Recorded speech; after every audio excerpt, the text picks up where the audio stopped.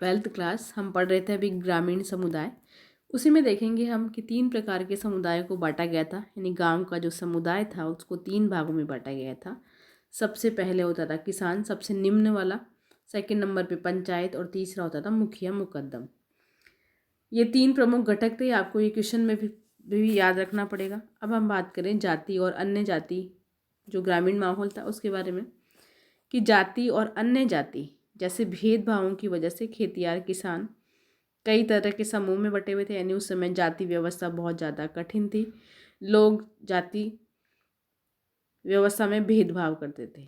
खेतों की जुताई करने वाले में से एक बड़ी तादाद, जो बड़ी संख्या के लोग थे, जो नीच समझे जाते थे, नीच समझे जाने वाले कामों में लगे हुए थे, यानी कि सोचते थे कि खेती किसान कर जो काम कर रहा है वो बहुत निम्न है, नीचा है, या फिर खेतों में मजदूरी करते थे।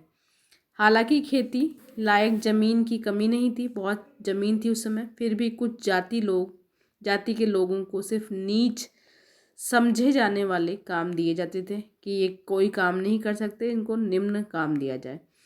इस तरह वे गरीब रहने के लिए मजबूर थे। जनगणना तो उस वक्त नहीं होती थी, पर जो बहुत थोड़े बहुत आंकड़े हमें प्राप्त हुए हैं, तथ्य हमारे पास हैं, उनसे हमें पता चलता है कि गांव की आबादी का बहुत बड़ा हिस्सा ऐसे ही समूह का था जो निम्न काम करता था, उसे नीच समझा जाता था, उसे जातिगत भेदभावों को सहन करना पड़ता था। इनके पास संसाधन सबसे कम होते थे, ये जाति व्यवस्था की पाबंदियों से बंधे हुए थे। इनकी हालत कमोवेश वैसी ही थी, यानी अधिकतर वैसी हालत थी जैसे कि भारत में, आधुनिक भारत में आज दलितों की स्थिति थी।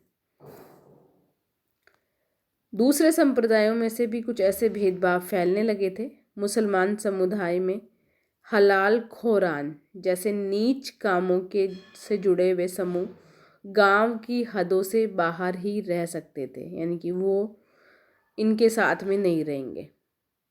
इसी तरह बिहार में मल्लाह जादाओं, जिसका शाब्दिक अर्थ है नाविक के पुत्र, की तुलना दासों से की जाती थी। देखो 3 प्रकार के यहाँ बताए, एक तो किसान या जो वो निम्न जाति का जो कुछ भी काम नहीं करेगा, सबसे निम्न काम करेगा। एक दूसरा मुसलमान समुदाय में बताया इन्होंने, इसका नाम दिया इन्होंने हलाल खोर, और तीसरा दिया इन्होंने बिहार के मल्लाह जादाओं, यानी कि जो नाव चलाएंगे।